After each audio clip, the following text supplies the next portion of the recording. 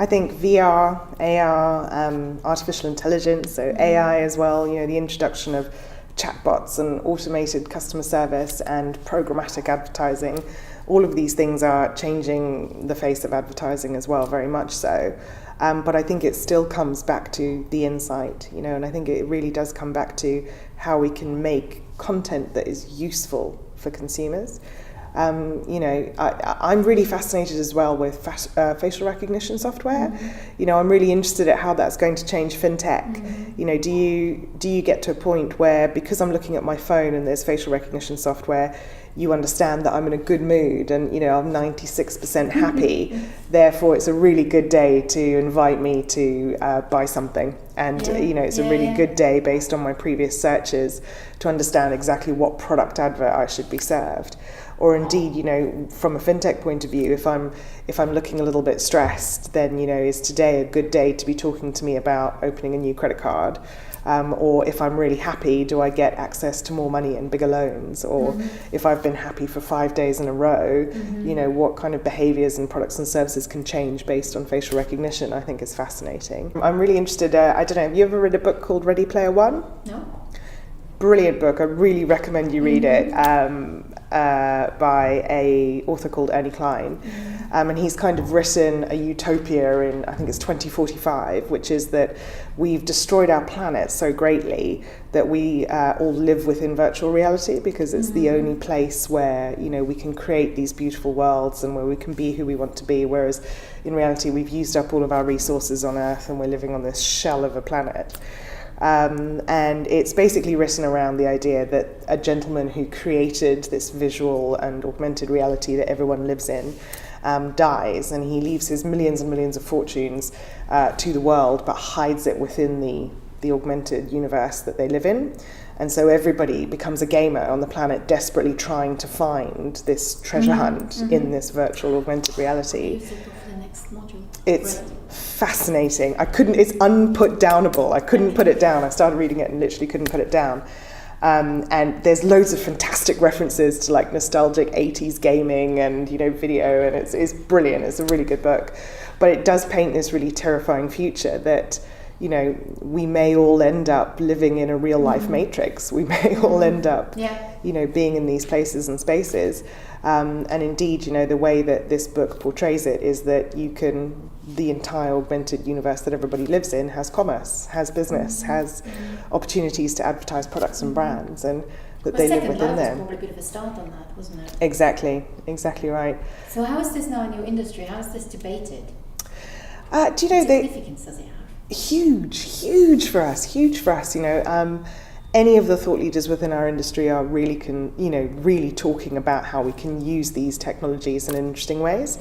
I'm really fascinated with how we can use this technology for social good. So I don't know if you ever saw a piece called Cloud Service Syria a few years ago, which was beautifully done, and I think that something like that, where you are using augmented reality and virtual reality, and where you're using 360 film to actually influence decisions about politics moving forward. I think how can we use those technologies in a really good, positive way is going to be where people go to. And I think brands and businesses have a responsibility to try and make these technologies work for us as a society. With any kind of new technology, the place to look for the early adopters really is within gaming. Okay. So, here, certainly if I was at Uni of Surrey, I would love to go and do a placement with EA Games, because they're already here in Guildford. They'd be a fantastic person to really go and work with. They adopt these new technologies, they adopt these new platforms, and they really embrace them, and they create content that consumers want to spend time with. So within our industry, we reference gaming a lot around, how they've paid dedication to the craft and really looked at how users use them, and then created content to match and suit and to engage them with it. So we take a lot of inspiration from that industry. When it comes to advertising and marketing at the moment, it's quite small fry, because the devices themselves, not everybody owns one, so the reach is quite minimal, but you do have lots and lots and lots of brands. I was seeing this morning, so Diageo and Virgin Airlines have just done an augmented reality experience within their lounges, so that you can drink cocktails and do them in a different way and see a lot more information about what it is that you're drinking. And at the moment they're being used more in an experiential capacity, so brands taking them on a roadshow with them, or creating an experience that they can take to consumers and consumers can try.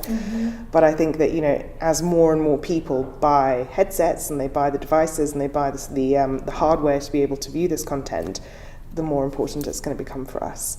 So I think brands and businesses should be embracing it now. They should be testing now. They should be upskilling their teams and departments now.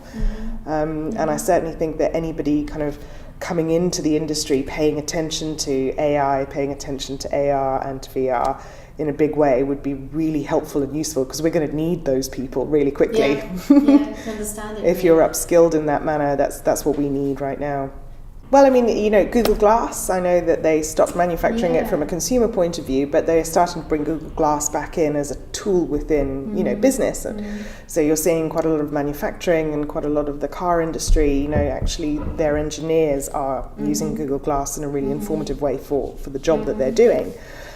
So I think things like Google Glass will come back. I just think, you know, I mean, I remember I went to South by Southwest the year that Google Glass had been launched, and everybody was walking around with them, and it was the cool thing to do. It looked awful, it looked really bad, but it was, you know, it was the thing to do, and it was the thing that was being used. And of course, Snapchat released their own lenses recently, you know, that are being slowly adopted, and I think these things are becoming really important to us, and certainly the Internet of Things and how technology is disrupting us. You know, I mean, I don't think we're going to be carrying mobile phones around for much longer. I think it will be integrated into our bodies. We will, you know, we will have other technologies that give us and deliver that information and that connectivity. I think one day we'll kind of be looking back on us all walking around holding a phone and laughing at how archaic it was that we had to carry the device that connected us to people. From a brand or from a business point of view, you can't ignore social media as being the new big channel. You know, social media is now what television advertising was to us, you know, 15, 20 years ago. So if you're not paying attention to how those platforms are evolving and the kinds of tools they're creating to engage consumers and to keep them there, and if you're not paying attention to those platforms as places where consumers are literally outspokenly, you know, hand-holding the brands, the content, the businesses, the things that they're doing, if you're not really paying attention to those spaces, I think you're going to miss out, you know, and you just won't be relevant and you won't be around in a few years' time. And I'm fascinated to see where all of these channels go next. So, you know, YouTube just released this week that they're going to release a vertical video format viewer, which I'm delighted about, because, you know, for ages, consumers themselves have been using Snapchat and videoing things, you know, portrait. We have Instagram stories and we're viewing everything and filming everything in portrait. Yet every brand I know is still releasing a traditional, you know, landscape format of video, which consumers then have to turn their phone on the side to view, and they're not doing that. So I'm pleased to see that the platforms are embracing these places and spaces, and now I think it's the time for people who create film content to pay attention. You know, where's the first brand to deliver a beautiful advert in portrait? That needs to happen really quickly.